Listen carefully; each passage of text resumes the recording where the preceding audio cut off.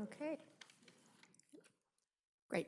Good evening. I will now call the October 24th, 2023 meeting of the Ben Lapine School Board of Directors to order.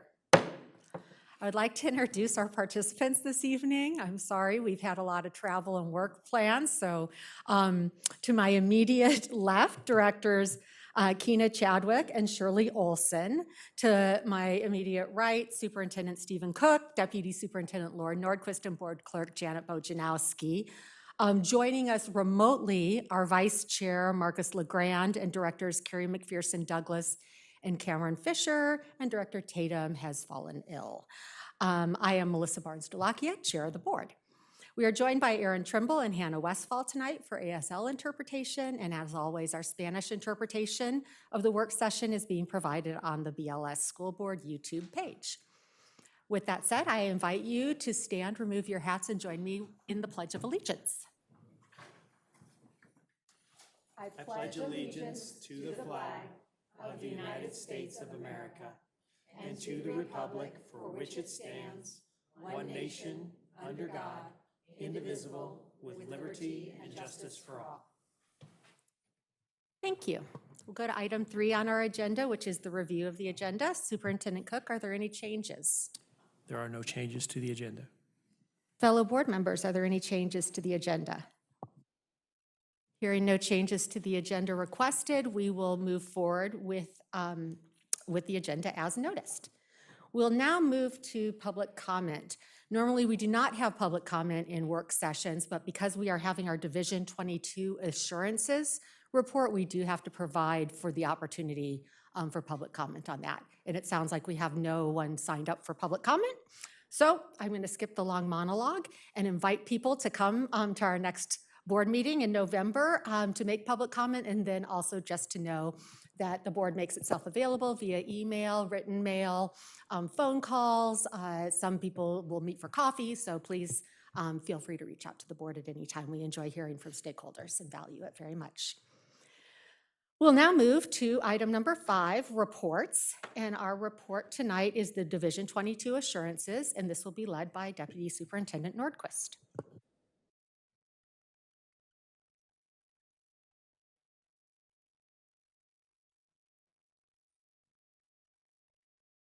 Thank you, Melissa. I was trying to think as I was coming in tonight. I know Cameron is new to our Division 22 report. And Keena, I can't remember if you've been on the board. Oh, so this is your rookie Division 22 report. As you all may be aware, we are required annually to give an update on whether the district meets the Division 22 standards. If you're wondering what those standards are, those are all the Oregon administrative rules that are part of Chapter 581, Division 22 in state law. And those, we are required to meet those standards in order to be considered a standard school district in the state of Oregon. And what the Division 22 standards do is assure that idea of what's the baseline of operation for every district, whether you're a tiny school district or you're, a very large district in the state. So they are important. While this is a compliance report that we're required annually to do, they do for us as a district and as a state say, we believe in these standards, and they may address curriculum, they address operational things, they address policy, they address required instructional time. So those are all part of Division 22 standards. And as I said in the last slide, it's a baseline. So they define the floor. What is the minimum number of minutes or hours for required instructional time in a year? Obviously, districts can go beyond those standards in their work. And as we look at the areas where I would say in my 16 years of the district, we might every couple of years have a, sometimes with a change in the standards or something that, a policy that's become out of date that we have to report ourselves as being out of compliance. I joke about going to Division 22 jail. You don't go to jail, but a district has to have a plan to then come into compliance with the standard and provide a timeline when they submit their assurances. So in our report for 2022-23, we did have one area where we were out of compliance. The state requires that we have a minimum number of minutes for PE in elementary and middle school. It's 150 minutes a week for elementary school, and it previously was 220 minutes a week for middle school. Our middle schools really worked on trying to come into compliance, but they were challenged because most of our middle schools have PE and health as part of the same period in the school day, and then sometimes they do it by 9 weeks period, sometimes they'll do week to week, but that alternation and trying to meet health standards as well provided a real challenge. And so, Cameron, you had asked about why we are now in compliance. In May, new legislation was passed that changed the requirement for middle schools to averaging 150 minutes a week. So it pulled back from the 220, and then it talked about an average, which was really helpful because many middle schools across the state do similar things to Ben Lapine schools, and that's where you have some kind of alternation between health and PE. So we had a few challenges at a couple of our schools, primarily Pilot Butte Middle School. Because of their middle years program, they have 8 courses instead of 7. And so there were some challenges, and they've had some creative solutions, but they do meet the 150-minute average requirement this year. So we will be in compliance next year at this time. That's it. Any questions? Cameron, did that answer your question?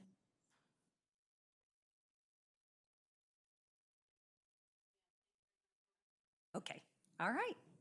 Thank you, Melissa. And just for Cameron and Keena's, can you tell us what other subjects have a minute requirement? PE is the only subject in the state of Oregon that has required instructional minutes.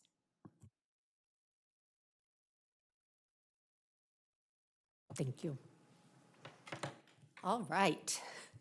We are going to move in. Oh, are there any other questions? Okay. We are going to move into our work session. I am thrilled tonight to get to have this presentation on the instructional program. I know that one of our members is sick, Katie Legacy, so I'm going to hand it over to Juan. Are you the leader then on this? Yes, I am. Okay. Juan Quadros, our Executive Director of Middle Schools.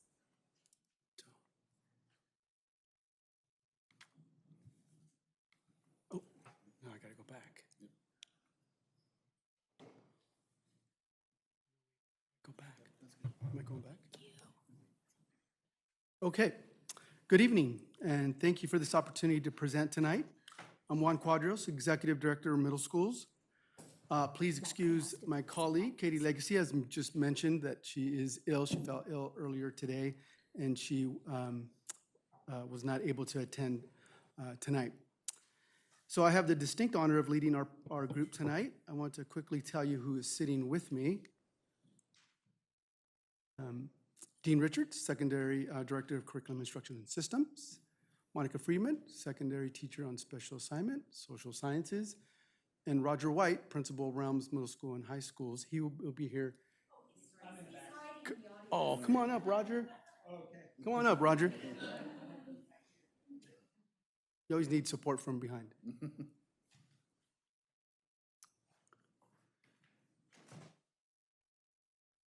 You'll hear from them shortly.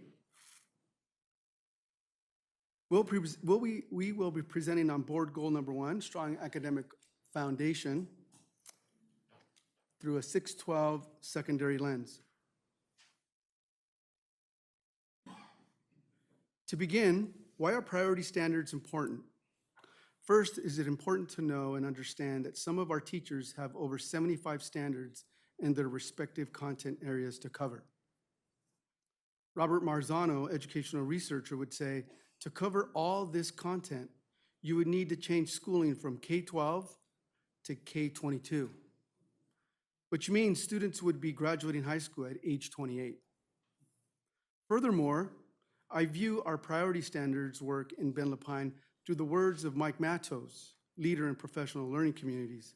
He says, we want to avoid teachers independently decide which standards to cover and reteach in the privacy of their classroom.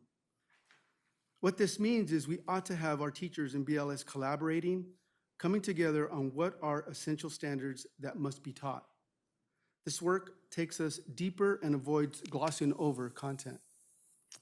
In BLS, our process has been exactly that, collaboration. Teachers working together to make collective decisions on what standards take priority.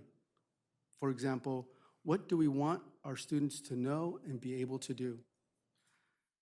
This work moves us towards a guaranteed viable curriculum, focus on skills and disciplinary thinking, deeper learning, academically challenged and engaged students, and authentic and purposeful students in students' lives.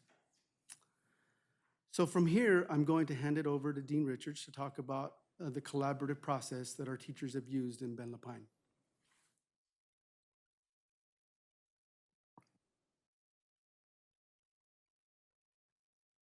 As we take a look at the standards, and we're going to share a process with you today, really the key is that we have helped to bring that target in a little closer. As Juan said, there's lots and lots of standards that are presented from the state. And so when we think of these priority standards, we're really helping to provide a focus. And so the process that we have used is have representative teachers from across the districts within content areas to look at those state standards and find ways to think about how we can group some of those together to have a target that has some sub-skills underneath that. You'll see that today. So really gaining that focus helps to be able to lean into a focus on instruction and assessment and feedback. And we can kind of really move to that idea of pedagogy, that like the magic of teaching, as we think about that what of like and sorting through all of that content. So I'm going to talk a little bit about where we've been and where we're going with this process. During last year in 22, 23, my bad, time warp. I think it's the COVID leftover.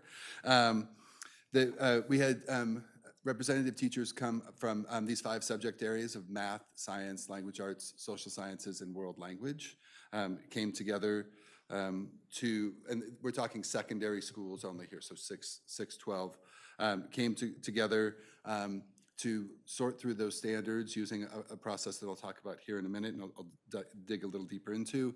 But it was a really neat space. It happened in this room, and it was just a real buzz of conversations, people digging in, thinking about how to teach some of these really important pieces that are provided by the state. So it was 6 days overall. We had a consultant come in and help us with that.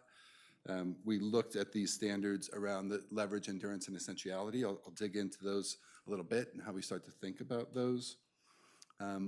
Sort of develop knowledge and skills that are necessary to be able to address those standards and to be able to show that they know those standards.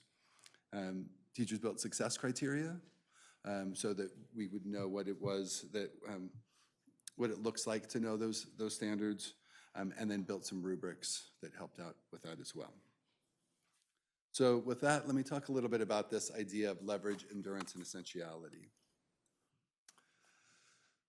So, and each discipline sort of looked at these 3 ideas. So when we start thinking about and looking at patterns of the standards that showed up in our leverage component, we started to see these patterns of standards that really helped to build this academic toolkit for students so that students could develop this a rich and varied thinking across content areas. So when we think about the ideas that, some examples are listed up here, like nonfiction reading and writing, a really important skill across all of our content areas. And so we're starting to dig into that. So if a standard really had that leverage, then that was determined to be one of the markers that they looked at. Endurance, and so when they looked at these standards, patterns developed in these standards to build discipline-specific and academic toolkits, so a little bit of both in this area, where we'd see that these standards are really important understandings and for the type of thinking, the type of reading, the type of writing, group work that's done within a discipline. It really had endurance that it was going to be able to help them across the years. And then in essentiality, so the patterns that sort of developed in these standards were those skills that were crucial for that content area. So if you're really going to be thinking like a mathematician or thinking as a historian does and being able to analyze primary and secondary sources, those were the type of things that really proved to be essential for the work that they're doing in order to really be an expert in that content area. So overall, the process, the teams of content area teachers got together, again, in those 5 that we spoke to. This is what they did and what another group will do, and I'll speak to that here in a second. So it really started to select those standards around that leverage, endurance, and essentiality, and then really examining those standards for rigor, using a depth of knowledge as the marker for that, and then Karen Hess matrix that compares depth of knowledge, and really trying to dig in to make sure that these were really important content pieces. There were really interesting conversations where science and math teams would get together, language arts and social studies teams would get together, even social studies and math, and starting to think about, how do you read charts and graphs? And so conversations in the room that was pretty exciting. Vertical articulation, where a 6th grade teacher talking to a 12th grade teacher about how the content that they're teaching grows and the type of thinking that we want our students to be engaged in.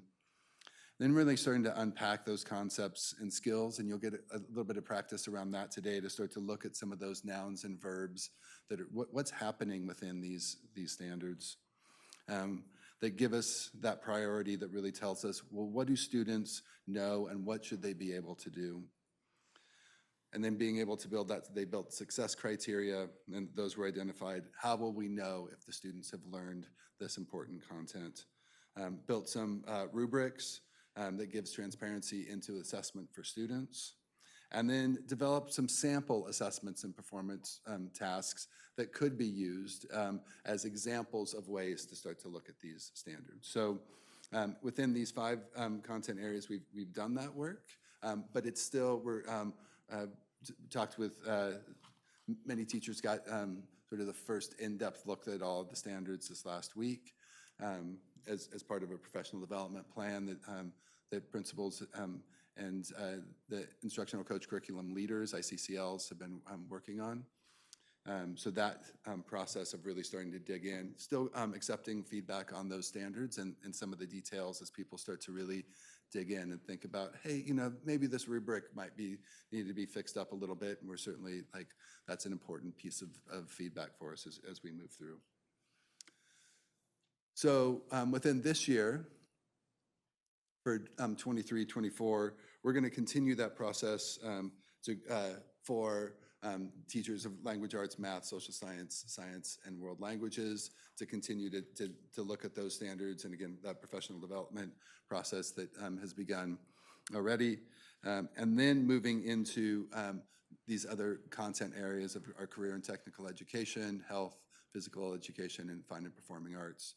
So we'll begin that process in early January of this year on the 9th and 10th, where we'll have the consultant come back and again, start that process. We've also had them recently within professional learning, these content area teachers starting to look at the standards, starting to think about leverage, endurance, and essentiality. So we're ahead of the process when we have our consultant come in next. And so we'll continue that professional learning for teachers over the course of this year and beyond. So we, even just this morning with high school principals, we were talking about that professional development plan. So we're continuing that, and Roger was a part of that today.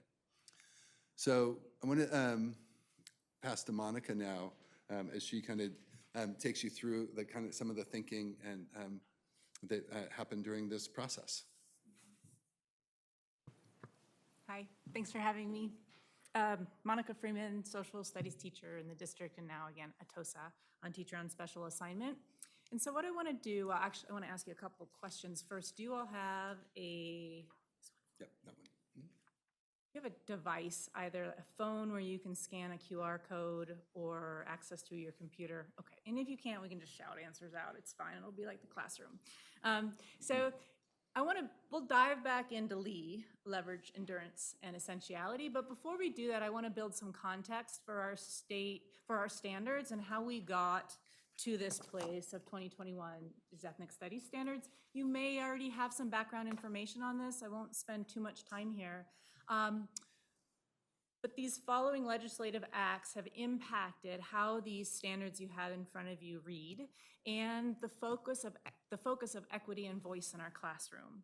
So as we sat together as instructors deciding what our priority standards should be, we thought a lot about what we're really being asked to do, which is the unpacking process we're being asked to do as teachers and students and a district, and that will be the unpacking process that we engage in together. So we have enduring understandings, which essentially is a lens in which we teach these standards that focus on certain priorities in the Native American communities across Oregon. Washington has their own set. Essentially, it's ideas about lens and power and nation state, nature, land. The next set is Holocaust and genocide learning concepts. Those aren't standards per se, they're embedded with an idea called concepts in the certain standards, and they're highlighted in yellow, okay? And they go 6 through 12. They actually go K through 12, those Holocaust and genocide learning concepts. Then we have our ethnic studies standards, which again, you have in front of you. And last but not least, we have a high school civics credit, which we are all in compliance for in Ben Lapine currently. Our required government 0.5 credit meets this high school civics credit. The language has changed a bit, but again, those standards, that language change is reflected in these standards that you'll see under the government sections throughout the course of high school.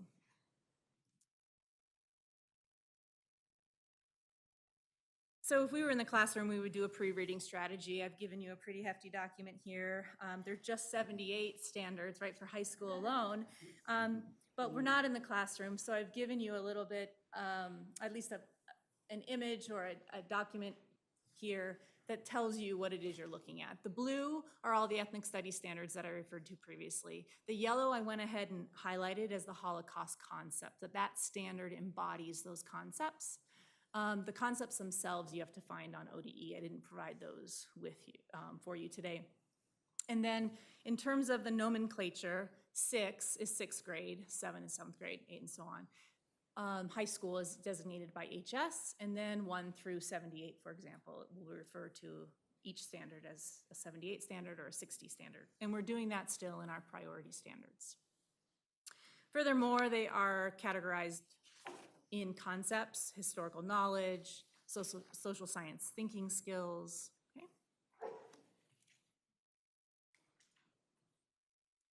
So if you have a device, would you please scan that QR code? If you don't have a device, the link is there, answergarden.ch, and then the number for that answer garden. We're going to create a word cloud and look for some themes and patterns in our standards to start. This might be a good time to put up that website, Answer Garden. Thank you.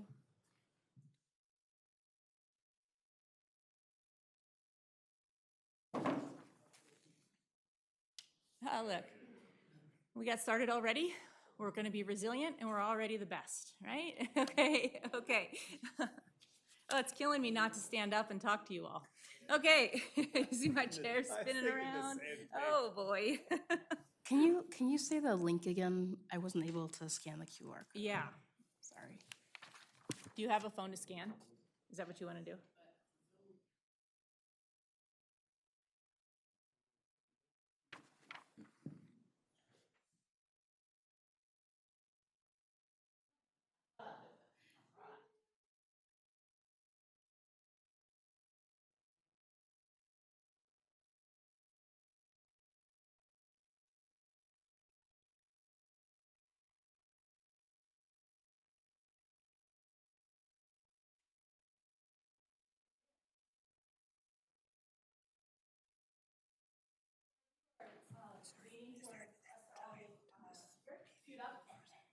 As you look through these standards, and you can look 6 through 12 if you want to focus on one grade level, that's your prerogative, that's fine.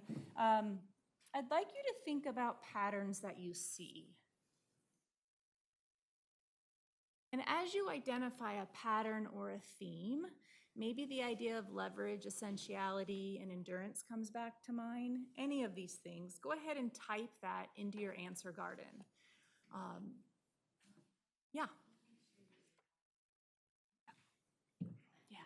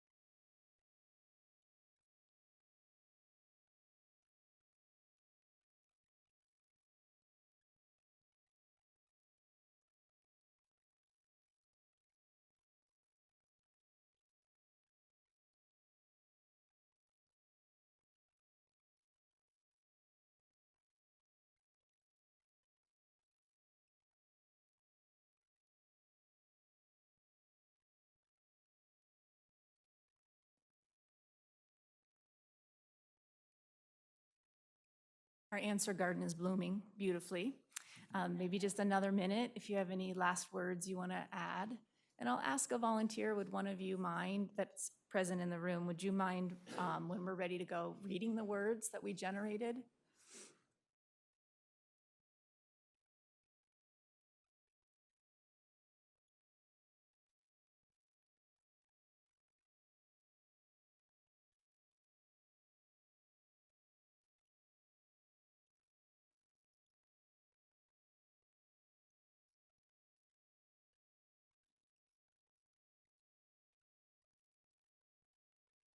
Okay, thank you for doing that.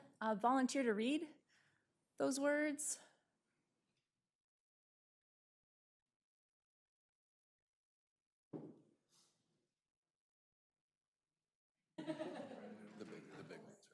All right.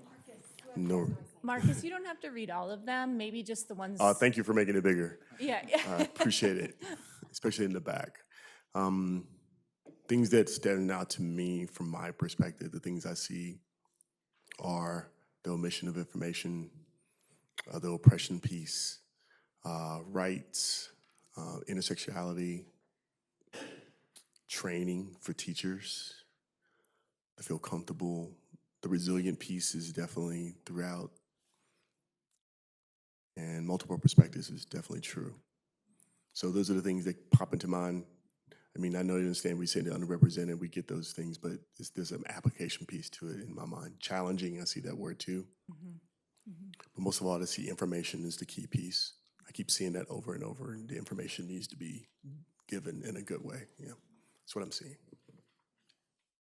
I appreciate that you also, well, somebody added the idea of what kind of supports, right, do we provide each other as teachers when we wade into some of these standards? What kind of supports to our administrators, our district representatives? What do we need to support teachers as they dive, and students head on into equity and voice in our classroom? There's one other piece I wanted to mention here, which is a change and brings me to our next.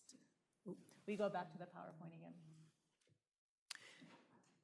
Is this idea of, in these standards, they're no longer just talking about how our historically underrepresented people, how do we tell their stories? But now it's how do we tell their stories of resistance, survival, hope, and joy, right? And that's a big shift in these 2021 standards. This is an example of that exact piece, that change in the standard to emphasize the resistance, the resilience, the hope that I'm not just a victim, I am a survivor, and here's what we did. So previously, in 8.24, 8th grade standard 24, it read, examine the cause and effect of social, political, and economic factors that motivated westward expansion, invasion of indigenous peoples, institutions, and the resulting impacts. To reread, same verb, examine, the causes now, note the effects are gone because we're going to ask our students to talk about those effects within categories of resistance, change, adaptations by peoples in response to the invasion of their lands, right? And it also gets rid of any ambiguity of what was the effect. It says head on, this is what happened. What are the resistance stories? Which is a new thing for us in social science, right? And how we teach that in our classroom. So the next piece is that unpacking the standard that was on the agenda, and we just have one more, and then I'm gonna turn it over to Roger, and he's gonna bring the standards alive with what he's doing with students at Realms. But for standard 65 in the past, which now reads 66, we'll do this all together. We're gonna unpack this high school 65. You have it in front of you, or if you can see that projector, you can use that. When we unpack for this, we're just going to ask, what are the verbs? And then what are your verbs doing? Another thing I'd like to add here, which I did not write, is what kinds of things do you think teachers need, or what kind of activities will we be doing in the classroom to hit this standard?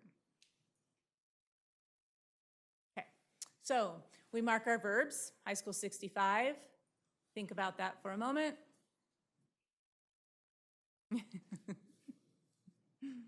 We might underline or circle, identify, and analyze, right?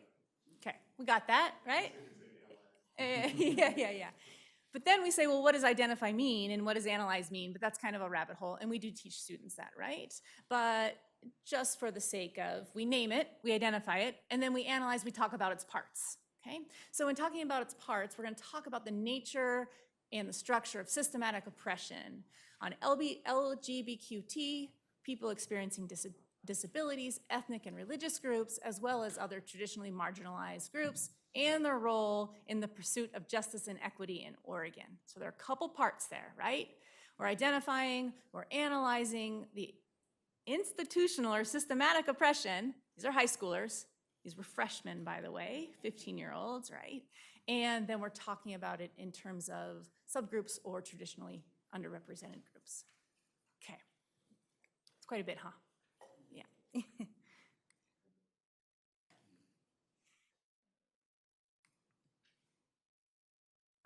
Our last standard, which I'll ask you to unpack. You're going to do this with an elbow partner. Mark your verbs. Tell me what your verbs are going to be doing. I'll give you a couple minutes. And then, like I said, we'll share out and turn it over to Roger to see how the standard comes alive. So go ahead and table talk.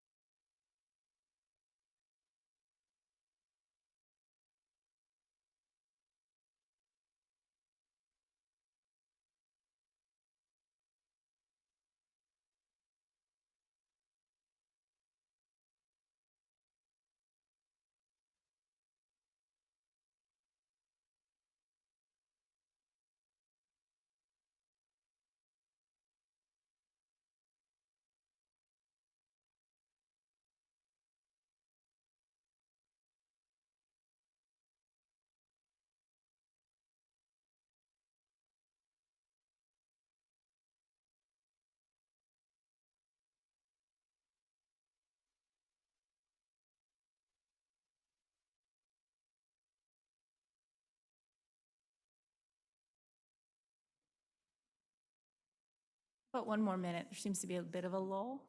Do you need more time, Melissa? Are you okay? Okay. All right, all right. 1 more minute. Okay, great, great.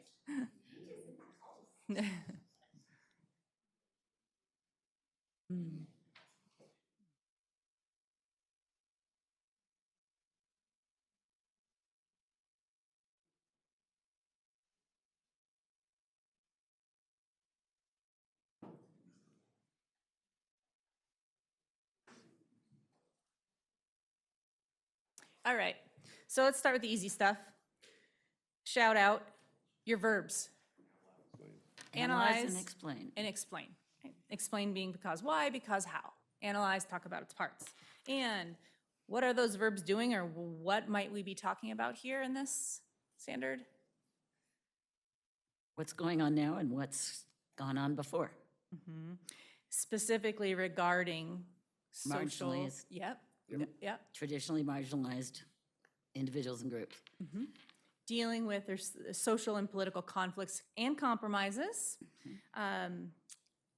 that address inequities, power shifts, and then justice, right? How are groups getting justice? And not only in the US. Correct.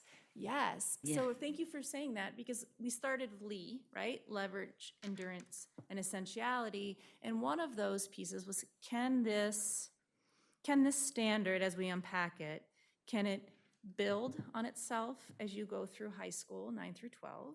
Yes, especially as we think about modern world history, US history, and American government, right? Or world government classes, which we also teach. We also could look at this in terms of its leverage. It could cover multiple disciplines. Roger's going to show us that again with his experiential learning. And I think, Marcus, I heard you say something about the kinds of supports teachers might need. Can we talk about that for a moment? What might Think about that it from be? my perspective, like you want to have people who come in who have the ability to be able to talk about the lived experience as well as, you know, the practical experience in the classroom to be able to help the student grow and recognize it. That's what I'm talking about, and supports in that way. Because, you know, traditionally, you know, Oregon has been white, let's be honest.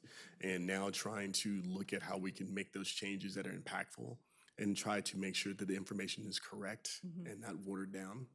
And I love the fact that looking at this, that we are really truly practicing Sankofa, or, you know, looking at the African, you know, way of being able to reach back and grab information and be able to pull it forward, who can help bring that to light. So that's just one of the examples I'm saying. Right. Another thing that I'm thinking, if you took one traditionally marginalized group and ran everything you could think of in this standard, or everything that's implied in this standard with one group, the next question is it the same or is it different for other groups?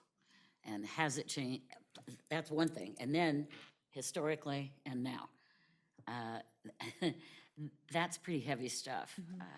And, you know, our high school kids haven't experienced some things that we've experienced. So not only the life, you know, telling the life story, but being sure that we have a way of connecting with the kids for our own history.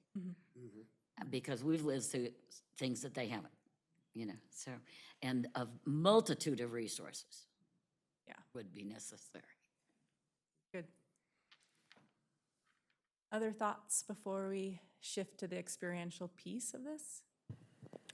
Dr. Nordquist and I talked a lot about using examples of social and political conflict and compromise to compare and contrast what's going on now, for example, in Israel and with Palestine and Gaza, and how both could probably be perceived as being traditionally marginalized when you talk about who holds power in what regions, in what aspects, and how inequalities are experienced that way, and then being able to use that to think and transfer that knowledge and understanding about conversations that might be in U.S. history and how those things may translate across time. And so giving appreciation both for conflict and compromise in the past and now in the future, and getting kids to be able to see that their world is much bigger than Bend or La Pine or their school community, but conflict is everywhere, and knowing and understanding how that exists and how to interact with that in the world was a very powerful conversation for us. Yeah. I also wanted to emphasize, and Dean and I were talking about this, that shift from the past, High School 61, now High School 60, includes the contemporary examples, right? So this paves the way for those current events in our classroom. And it provides some safety, right? Because it is in the state standards. And so we can be teaching about the present and connecting it to the past. So, thank you. The exciting part now is what our students are doing with this priority standard HS 60 at Realms Middle and High School. Awesome, thank you. Is this Probably is this more okay? than you can even imagine. Big one? Perfect. Got it. Hey, folks, I'm Roger White. I'm the principal at Realms Middle and Realms High. It's really nice to be here with you tonight. Thanks for digging into this work. This kind of learning is, I don't know, it's near and dear to my heart. I'm sitting here because a week ago, Katie Legacy popped by Realms and said, hey, tell me what's going well right now. And I launched into some stories about some of the expeditions, what we call learning expeditions. I'll share more about that tonight. I launched into 3 learning expeditions, and 20 minutes later that our teachers right now are engaged in with kids at 7th, 8th, 9th, and 10th. I think I only shared a couple. 20 minutes later, I think she got tired of listening to me, and she said, well, wow, that sounds like actually maybe the perfect complement to some of the standards work that is happening at this meeting tonight. So she said, can you come and share some stories? So I love sharing stories. So I'm gonna share a couple of stories, a couple of tidbits about how we are working, how our teachers really are working to bring standards to life through learning expeditions at Realms Middle and Realms High. I feel like I have to launch into a bit of a mini lesson to give you some context about what EL education is all about and what these things we call learning expeditions are. And I know I got a couple of plants up there in the front row who already have some experience with EL education. Okay, so let's dive in. So Realms Middle and Realms High are partner schools, member schools in the network known as EL Education. EL used to stand for expeditionary learning as opposed to experiential learning and all these other possible things. But now it's just called EL Education. We're the only 2 EL education schools in the district, although I just heard recently that it sounds like the elementary grades are going to potentially be adopting some EL education English language arts curriculum. I have heard, maybe, hopefully I was allowed to say something about that. I don't know where it's at, but anyway, that sounds like it could be exciting from my perspective. So EL Education, National Network of Schools, work with about 150 partner schools across the country. Realms Middle and Realms High are 2 of those. And also has recently done some work on an English language arts curriculum. But for the most part, EL Education for its history has not been about telling schools what to teach, but much, much more about how to teach and how to set up schools and school cultures and systems of leadership. Okay, do you guys have this in your board packet, or do you need a copy of this? No? Perfect, I get to walk around. I agree, it's weird. Okay. Gosh, it'd be so much nicer if I could just stand up. Spoiler alert, this thing coming down to you will be your task towards the end after I drop some pearls of wisdom in this little mini lesson here. And you're gonna need to kind of keep an eye on those 3 dimensions of student achievement, those 3 red rings. We're gonna launch into those. So EL education schools care deeply about 3 dimensions of student achievement. And oh geez, we'll just pop through these.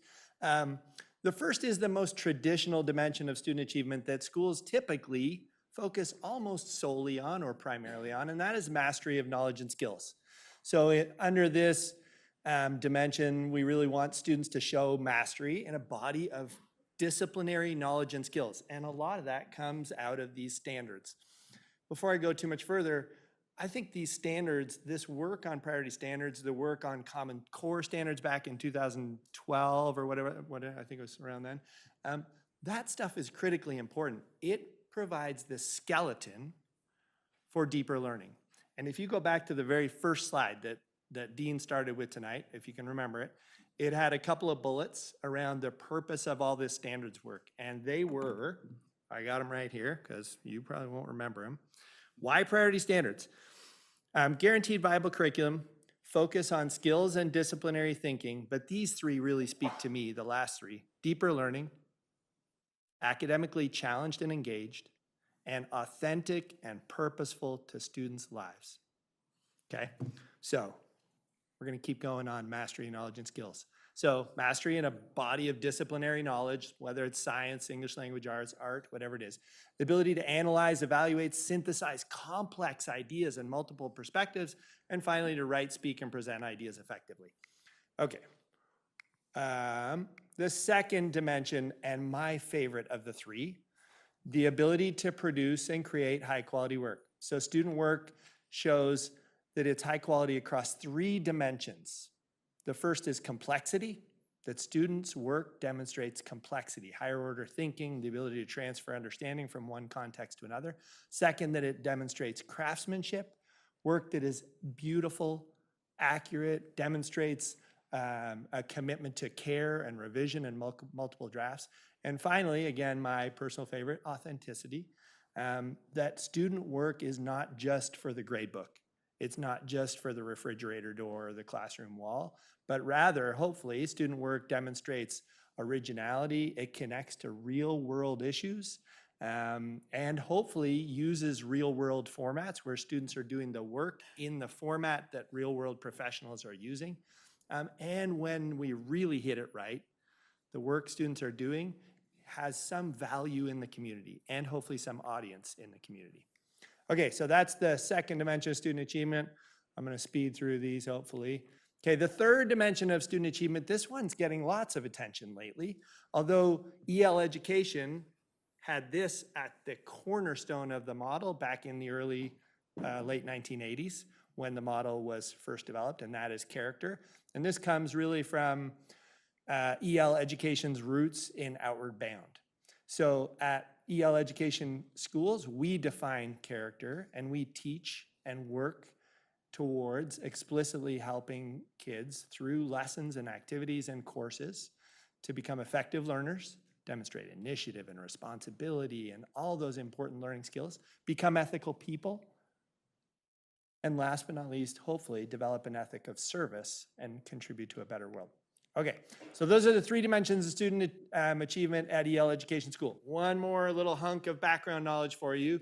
What is a learning expedition? You're gonna hear me use the term learning expedition, and I'm like, what does that mean? And again, it comes from the early roots of EL education and their connection with Outward Bound and this notion of the powerful things that can happen when a group of young people go out together on an expedition. So for us, they are long-term in-depth studies that offer real-world connections, which inspire students towards new levels of academic rigor. Let's see. Secondly, they are for us at Realms a central vehicle for meeting the three dimensions of student achievement. It's a unit of curriculum that when we do it right, invites our teachers plan, organize, sequence activities to build student skill in all three of the dimensions of student achievement. Here are some of the elements. When we combine all these elements together in a semester or a trimester, we feel like we are really starting to pull together what we call a learning expedition, if we can try and get most of these in. First of all, some kind of an immersion experience that really lights up kids physically, emotionally, cognitively, really drives the need to know, puts kids hopefully outside their comfort zone a little. Of course, any expedition has to have really thoughtful guiding questions and then standards-based case studies in each of the academic disciplines, and I'll share a little more about that. Hopefully kids are working on projects and products. Oftentimes people say, oh, EL education schools, those are project-based, right? And I would say, yeah, very often they are. My personal favorite, fieldwork, experts, and service learning. So we are weaving the opportunity for students to be out in the field into our expeditions. Today we had 100 out of our 300 students in the field. It was a weird day, but we had all 10th graders on fieldwork at Subtle Lake as a part of, all 9th graders at fieldwork on Subtle Lake as a part of a 9th grade biology and outdoor recreation expedition. We had 7th graders out at Ryan Ranch Meadow collecting data. We had 10th graders working at the Giving Plate as a part of an expedition I'm going to share with you in a sec. So lots of field work, lots of connections with experts and service learning opportunities, hopefully. And then last but not least, again, when it really is working and humming, some kind of big culminating product at the end of the expedition that has an audience outside of our school, and or a culminating event in which students present and take the stage, as you see in the picture right there. Okay.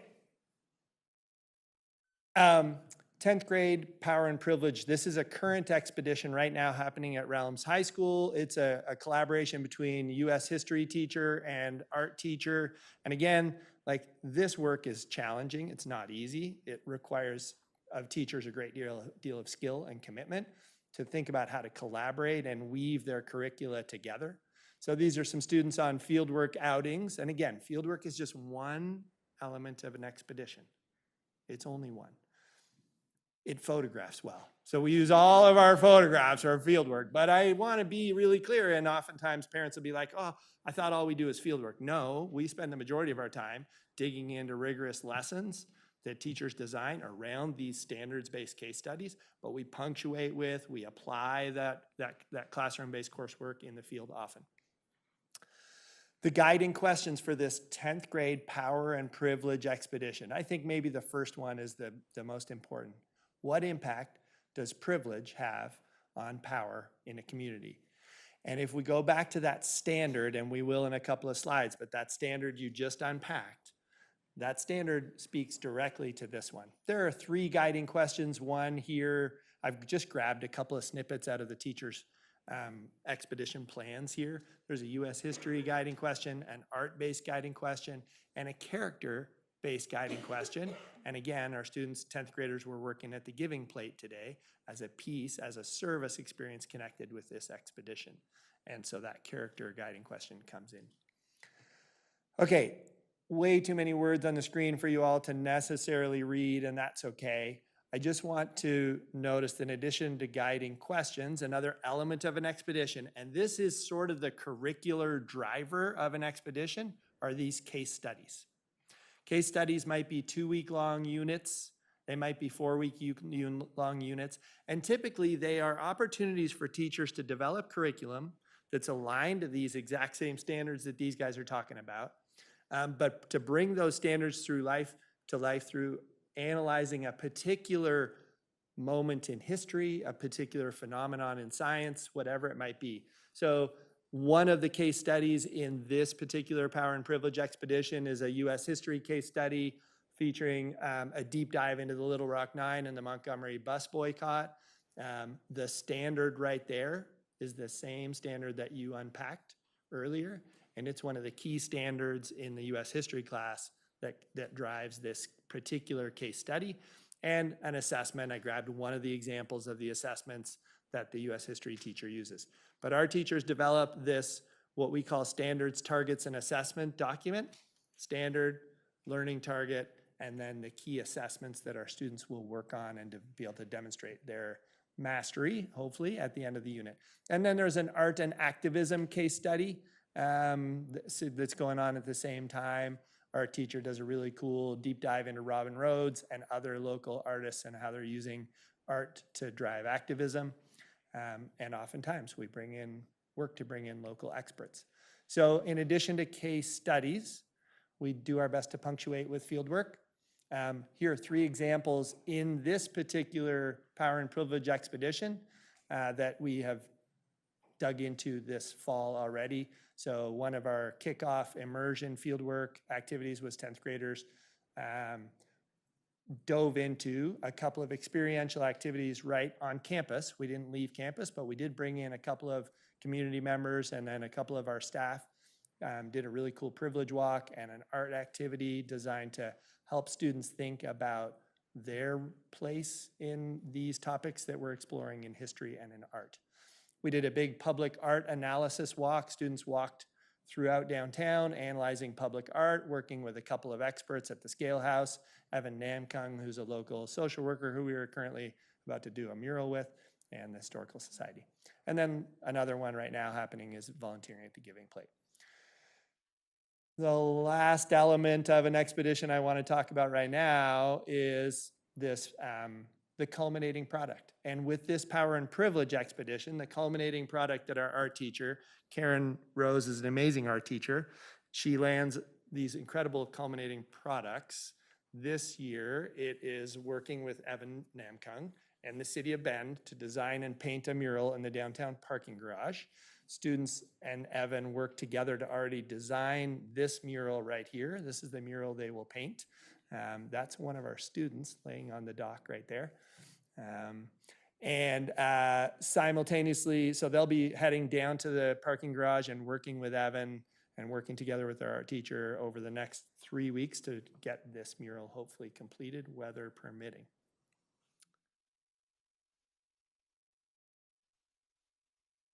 So that's a tiny sliver of this expedition. And I told you it takes a long time. That's why Katie had to listen to me for 20 minutes. I am not gonna go through this one, through Tumalo Creek expedition with nearly the detail, because I'm gonna invite you to do a little bit of thinking and talking with your elbow partner. But another expedition that is ongoing right now this fall, that has been ongoing for many, many years, is our 8th grade Tumalo Creek expedition. It's a collaboration between 8th grade science, art, humanities, and a little bit of math. These are students this fall already out on field work at Tumalo Creek at their study site that students have been working at that same study site for about 15 years now. Here are the guiding questions, and these are useful for the task you're about to do. Is Tumalo Creek healthy? How do you measure and evaluate the health of a stream?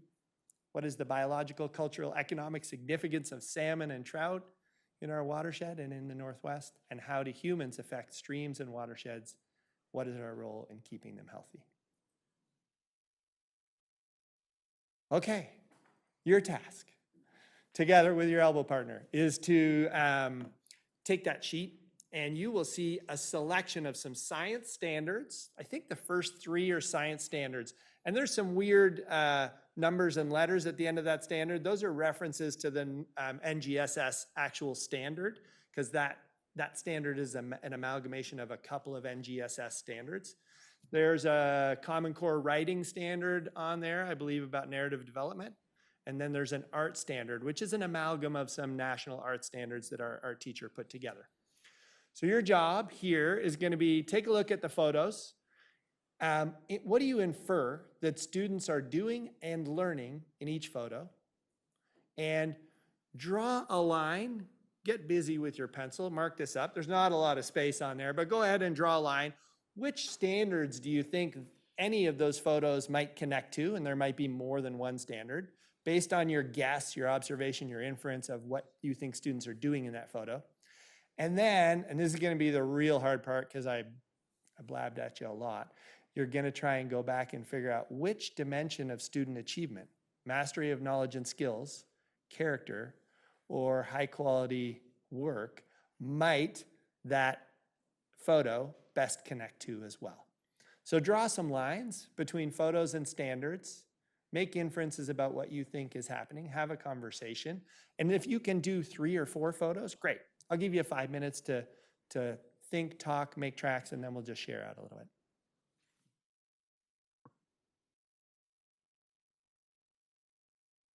I'd love to hear you talking with your partner. I should have just given you 1 sheet per partnership, but feel free to talk.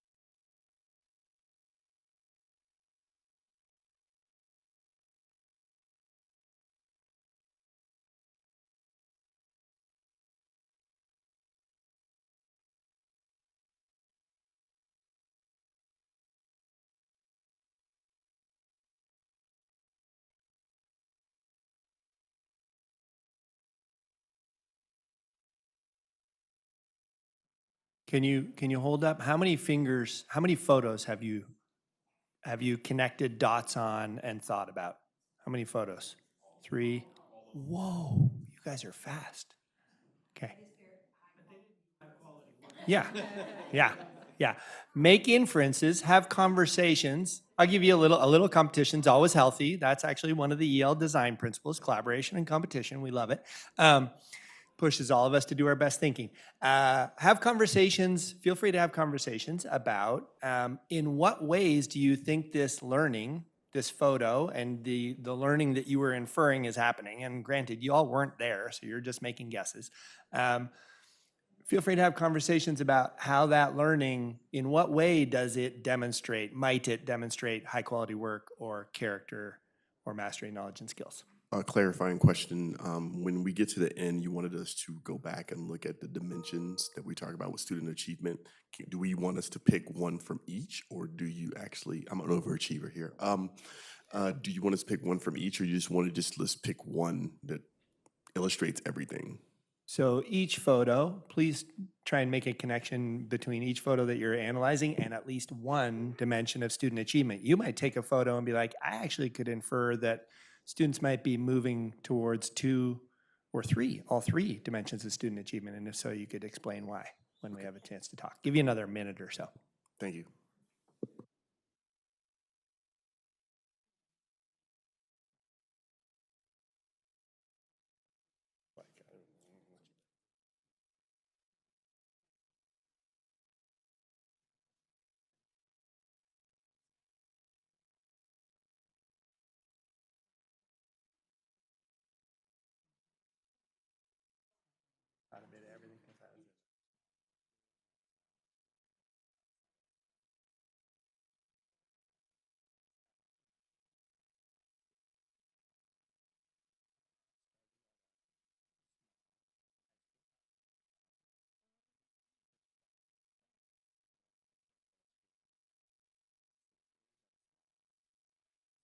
The first one was public, the second was private.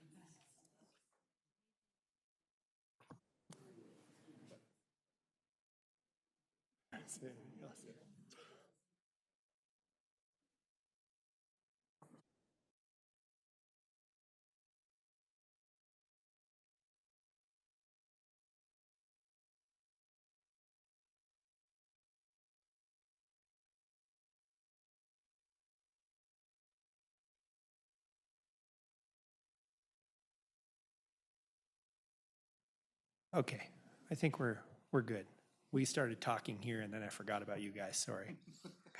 Okay, I'm curious to hear what you think is happening in the photos and just any of your observations about maybe, we can start simple. Share a photo that you'd like to unpack or connect, and what was the photo? What do you infer was happening in there? I don't even have the photos in front of me. Is there an extra one of those sheets?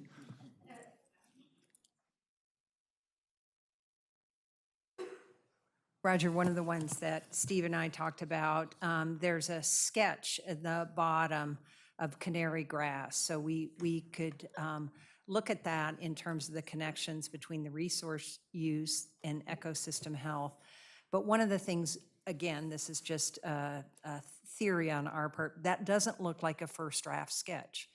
I thought about Austin's butterfly. This looks like, that it was worked on and refined, so that evidence of high quality work as well. Awesome. So the high quality work, this notion of revision, the art piece probably, I would agree. My hunch is it was drafted in the field, and you could connect that to one of the pictures, maybe the picture directly to the left of it, and then revised back in the classroom as a part of working on that particular art standard. Cool, awesome, thanks. Who wants to take another stab at another one? Call these two? Yeah. We kind of focused on the picture in the middle of the top row and then the picture in the bottom right on the second row. Both of them kind of demonstrate mastery of knowledge and skills, applying what they have learned And then also performing high-quality student work in terms of their research and applying those skills. And then in terms of character, like actually doing the work and, trying to better the health of the stream. Anything you want to add, Melissa? Yeah, and actually just doing the actual skills that professionals in the field do. Yeah. Thank you, Keena and Melissa. Yeah, that's awesome. But just before we go any further, does anybody see the sneaker in the bottom right there? Do you see the banana costume in the stream? I can't believe nobody knows that. This was last year, and I think this particular fieldwork outing was during Spirit Week. And I can't remember what it was, or it was either Halloween or the day before. And that kiddo was in the stream all day in their full banana suit. Okay. Yeah, they are in in both those photos, they're sampling macroinvertebrates at Tumalo Creek. They're classifying those macroinvertebrates. So yeah, it connects to that evaluating stream health, that very first standard. I really appreciate you mentioned mastery of knowledge and skills, right? They're mastering some disciplinary science skills that are definitely standards connected. And then I think, Melissa, you mentioned high quality work. One of the dimensions of high quality work is this notion of authenticity. Students are doing work that is the work of professionals in the field. This is what biologists do. And in fact, there were biologists out there with them at the same time. And the character piece is awesome. A photo I didn't share is students in waders crossing the stream at a pretty difficult and challenging spot with balance poles and working together. And another photo I didn't include is them doing this in the rain and the snow. And it becomes a place where perseverance and mutual support and empathy and compassion and teamwork are critical. So thanks for sharing that. Can we do one more before we call it a wrap? And I think also included in the evaluation piece of showing them, doing the work was basically showing the human impact. That was the thing we looked at too, what happens within through the streams where humans impacted the most. And I think when we look back at the character piece, we looked at the contribution to the world, how they want to basically conserve and make sure things are there for our future generations. So it was so many different attributes you could pull from these things as well. Thank you. Does anybody recognize what might be going on in the upper left photo? Anybody have a guess? It's a hard one to tell.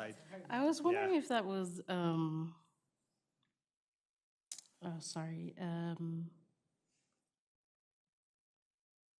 evaluate and minimize human impact? Yes. Yeah, that's exactly the standard that one's connected to. I can evaluate the third standard down. I can evaluate and propose solutions for our use of water and energy that balance the needs of humans with the health of water and wildlife. I want to also be really clear, maybe since the topic of this is all about standards. These are standards that our teachers have written, and they have drawn those standards from the actual NGSS standards written below. So you won't find this as a standard in the next generation science standards, but you will find standards that directly connect to this, and you would be able to, if you looked at those actual standards, you'd be like, oh, I see where those standards come to life in this one little mashup standard. So yeah, those students are at one of the Tumalo Irrigation District irrigation intakes. The gentleman in the gray shirt and the white pickup truck, he's a TID, Tumalo Irrigation District employee, and he's an expert in this area, and he's talking to our students about how irrigation water functions in our community and how it impacts stream levels. And it's this same group of kids who spend a lot of time working on studying and collecting data on Tumalo Creek. Thank you guys for entertaining me and listening to the kind of mini dive into EL education. It's a reform model I believe really strongly in. I've been a part of it for the whole 20 years that I've been at Realms, actually 22 or something. Yeah. I'm really appreciative of the district for continuing to support and be supportive of the partnership with EL education. I wouldn't keep doing it if I didn't believe really strongly in it. So thanks for participating with me, and I'm happy if there are any questions. I have maybe a complex question that you might not be able to answer, probably at this juncture. Versus traditional students going to traditional high schools, ELL students, is there any data on how they do comparatively in the real world once they leave, in terms of how they do in college, or they go into different trades, industries, or certain industries that they go into? Just That's an awesome question. I don't have high school graduate data yet. We've only had 3 graduating classes so far at Realms High School, and we haven't tracked. And it would be a little tricky to figure out how to track that, what would be the metrics we look at, but I think it'd be a really awesome study to do. I can say, Marcus, that prior to the pandemic, we spent a fair bit of time thinking about and looking at our middle school students' assessment scores, because as a part of becoming a credentialed EL school, which happened about 8 years ago or so, EL Education asked us to look at our students' assessment, Smarter Balanced assessment scores compared to our local district and our state and our country. And in order to become a credentialed school, we had to demonstrate that our students were achieving at rates equal to or greater than. And we also made a claim in our sort of credentialing work, this kind of experiential learning, not just field work, but these learning expeditions as a whole, these guiding questions, case studies, really big kind of beefy culminating products, all of that work, we believed, our hunch was, it creates an opportunity for a really high ceiling and a really supportive floor for struggling kids. And when we analyzed our test score data, and we got pretty good at doing that until the pandemic hit, especially when the state was providing these median growth percentiles, which helped us kind of eliminate some of the variables that Smarter Balance might fall prey to, we were super excited to see how well our students were doing. All of our middle school students, and in particular, our students who are on IEPs and 504s, outperforming their peers based on that median growth percentile. So it was pretty exciting.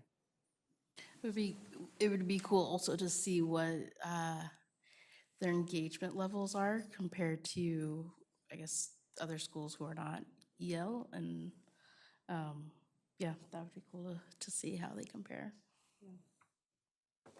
That youth truth data on engagement Yeah. and being challenged. Engagement and also relationships, like especially in seeing these pictures that clearly have to work with other people. Yeah. Just give a shout out to the teachers who make all this come to life. My job is to sit here and tell the story, but I don't make the work come to life. These guys work really, really hard. They go out on weekends to scout their field locations. They work together and collaborate and meld their academic disciplines and sync up their case studies so they're ready to work on a project that's interdisciplinary at the same time. It's complicated work. It's powerful, but it's really complicated. And it's the teachers who bring this to life. It's pretty awesome. Is it fair to say, Roger, Dean, everybody? Because what I see as an educator here is I hear about power standards, and then we've got 5 standards, and we've got kids out in the field and in the classroom having multiple opportunities to develop and demonstrate their understanding of that smaller group of standards. So this is all supporting our work towards, I think, that mastery-based work. Yeah. And I really love, I feel like sometimes I literally was hiking along the creek this morning with my dog and a friend, and she was asking me about this work and like, help me understand the grading policy and da-da-da-da-da and everything. I was like, well, we're only partway there. Like we're getting there, but really having these types of visuals, I think, for what an end state can look like, really, I think will help our community understand where we're going with this work. So thank you very much. And I felt like I was cheating because my daughter did this expedition. I think what is nice about being able to think about these priority standards is the multiple access points that students would have into it, so that we can think, here's this concept, now let's assess it in the field, like let's assess it multiple ways, and that's the piece that's exciting, and why the standards are, we pick the big ideas that have that leverage, endurance, and essentiality, so that we can really lean into those as the important components. And I would just add that as we work on developing authentic assessments, the more they're multifaceted, they require a repertoire of knowledge and skills. So again, to Dean's point and to Roger's points, there are multiple pathways to success.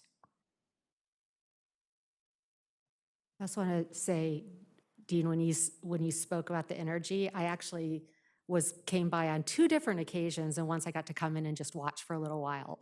But the energy in the room with the teachers when they were working on the power standards was really something else. It was great to see.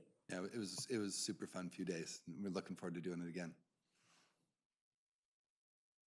Can I just add that I also love the student experience that's happening here, and also students who may not do so well in a classroom environment to be able to be outside and to thrive, and then also to see how like you're saying, the connection between community and I don't know. I mean, some students are like, why do I need to know physics? I'm not going to be I'm not going to work for NASA, whatever.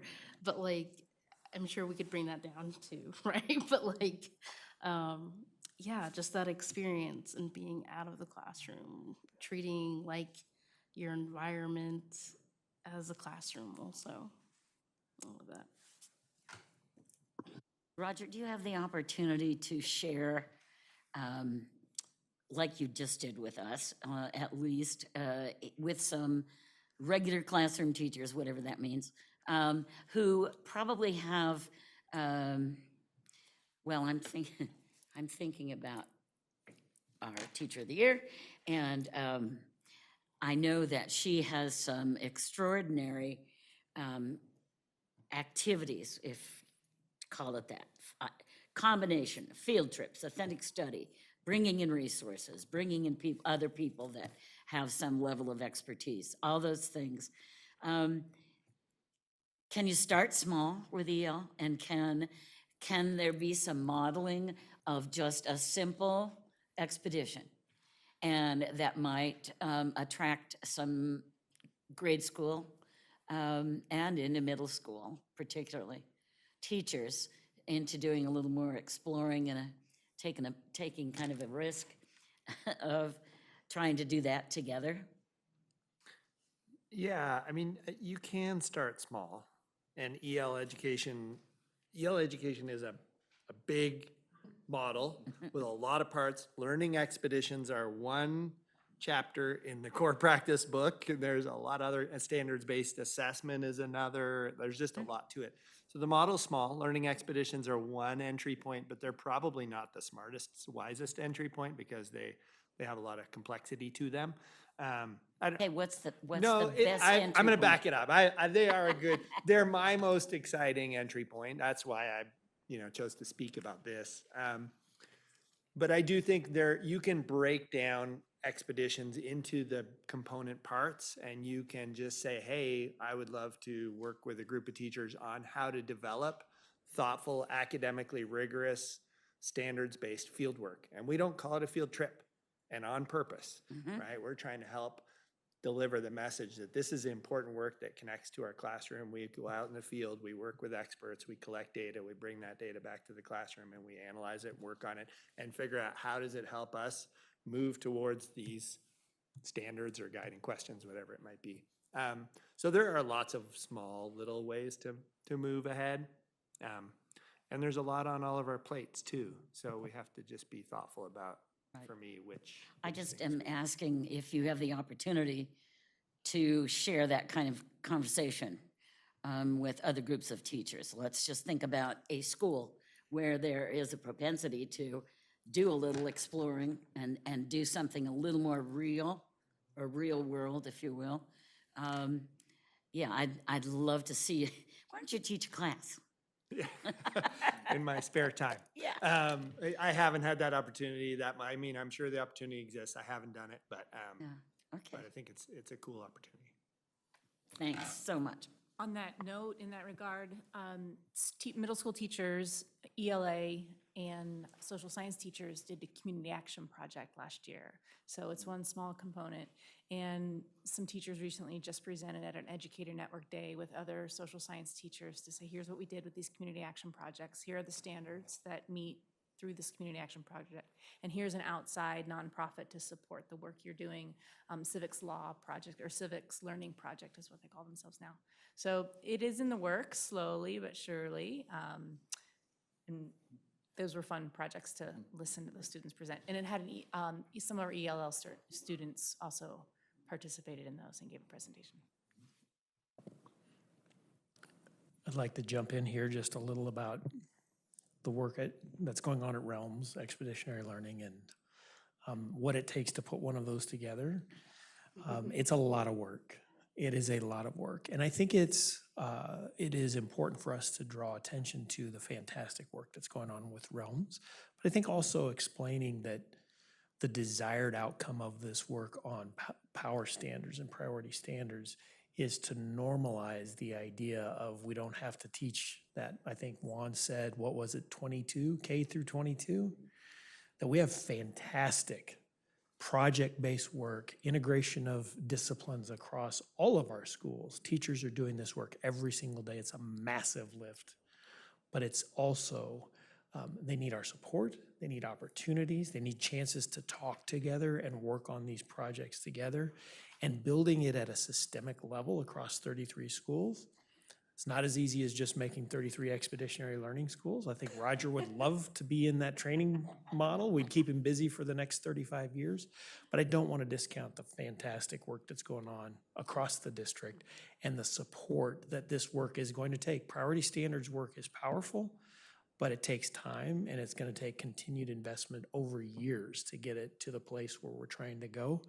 And understanding the foundations of what it means to have essential standards, a guaranteed and viable curriculum, and expectations that live throughout the district so that teachers across the district can talk with one another about what those expectations might be.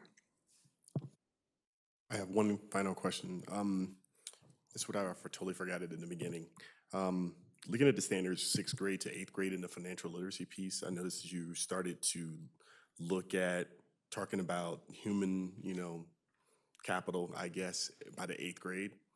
Why we didn't want to include that at the 6th grade level. The reason I asked that question is to give you background information on why I asked that question. And I want to ask anyone this: when did you know the value of money? How old were you? About 46. How old were you? I'm serious. Like, how old were you? Like, when you knew what a nickel, a dime represented, or you can get candy or whatever. What I'm saying is I don't think, what I'm asking that reason for, I think we can do a little bit earlier to talk about the value of money and that human beings in this country essentially were the first capital. So why are we waiting to 8th grade to do that? Like, can we do that a little earlier to understand that, how that relates? That was the question I was asking.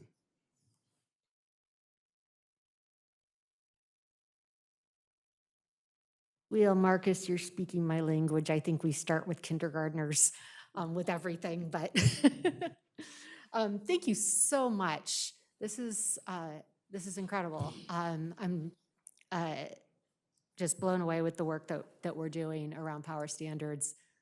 I obviously am a Realms parent as well, so love the model. But thank you all. I literally was in a different meeting with Juan earlier, and I was like, how are the middle schools going? And he's like, well, we'll see some tonight. So thank you so much. This is really the type of presentation that the board looks forward to and appreciates the most, because it's about what our kids are doing day in and day out, and what our teachers are doing in terms of preparing amazing learning environments for them. So thank you. All right, we're going to move on to number 7, board chair report. I have 2 whole pieces. First, In our last board meeting, I misspoke. I was trying to provide an example when I was sharing with the team about where the BEA and BLS bargaining was and where each offer, and again, I was just sharing a financial update. So it was just financial pieces. We all know there's a lot of other important stuff in our bargaining agreements, but it was just financial. I tried to contextualize what the insurance cap would buy. And while that information was correct for a family, it wasn't correct for an individual or an individual and spouse. And I apologize for that. The last thing I wanted to do was add more confusion to a lot of confusion that's out there right now. I did not know that BEA had selected something called a composite plan as opposed to a tiered plan. And what that means is everybody in the membership pays the same for their plan, whether it's a family of 1 or a family of 6. I didn't know that. It's not a plan that I've had experience with before, so I apologize for making the assumption that there was a tiered level plan. There's not. And so it's harder for single people. I think that's mostly who I heard from. They're like, no, Melissa, I cannot afford that. But it is a BEA decision, and I understand that every 3 years, BEA gets to choose whether they do composite or tiered. But that mistake was solely mine in that example, and I just wanted to publicly own that. I also wanted to publicly apologize to OSEA. Inadvertently in my board report, because I am the BEA person, or I'm the person in the BEA negotiations, I gave a BEA and BLS report, and I did not arrange or ask Director LeGrand, Vice Chair LeGrand, to do the same for OSEA. And as with so many things, our actions like that signal a value, and that is not my intention. I would never want to signal in any way, shape, or form that OSEA is less valued than BEA. They are in negotiations right now as well. I've been in contact with Debbie Christian, their president, directly. I've apologized to her for that oversight. That is solely on me. It is not on Vice Chair LeGrand. And because they are bargaining tomorrow, we will wait until our November meeting, and then I'll provide a general update on where they are after tomorrow. And hopefully we've got some good progress to report. But I also, in the end appreciations, appreciated Sarah, the president of BEA, and Steve Herron, our chief human resource officers. And I could do this in my board comments, but I want to do it right now and just make sure. I very much appreciate Debbie Christian, who not only is running the ship over at Bend High while handling these negotiations. And so it's a very big job for anyone who's leading one of our associations right now and having a full-time job. And so just really want to appreciate Debbie as well. Fellow directors, is there anything that you would like to report? Thank you, Director Barnes-Lockley. I appreciate it very much. And like she mentioned, I wanted to say to the OSEA team, our board team as well, thank you for all your commitments it's made to be able to work on all these things, trying to get this done. Everybody's been very diligent. Everybody's been very cooperative, talking and having good communications throughout. And I want that to continue to happen because I think that's how we're going to get things done. Like I mentioned to them, I really don't go into any major details because what I say in that we keep into that room. We want to make sure we keep that there because we want to make sure that nothing's misconstrued and gets out into the public in terms of something that's incorrect. That being said, thank you all for your commitments, and we'll continue to do this and give updates where necessary. And thank everyone for all the hard work. And with that, I'll just go straight into board comments then. Are there any additional comments, Director LeGrand? Director Olson? I just wanted to say thank you to Summit High.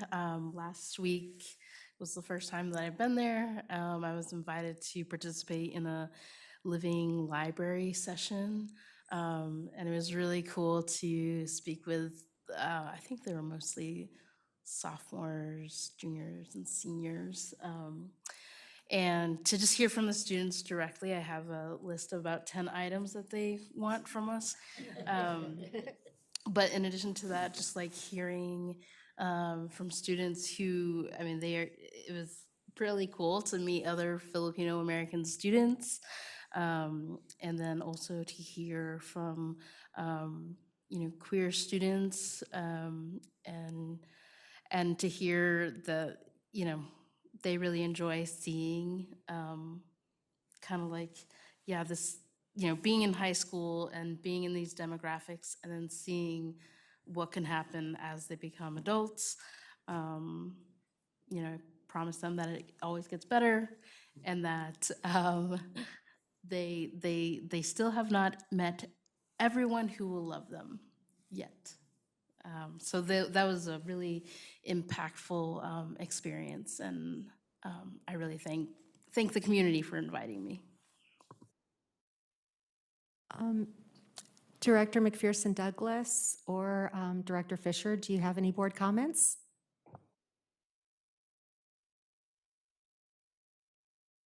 Great, thank you. All right, thank you.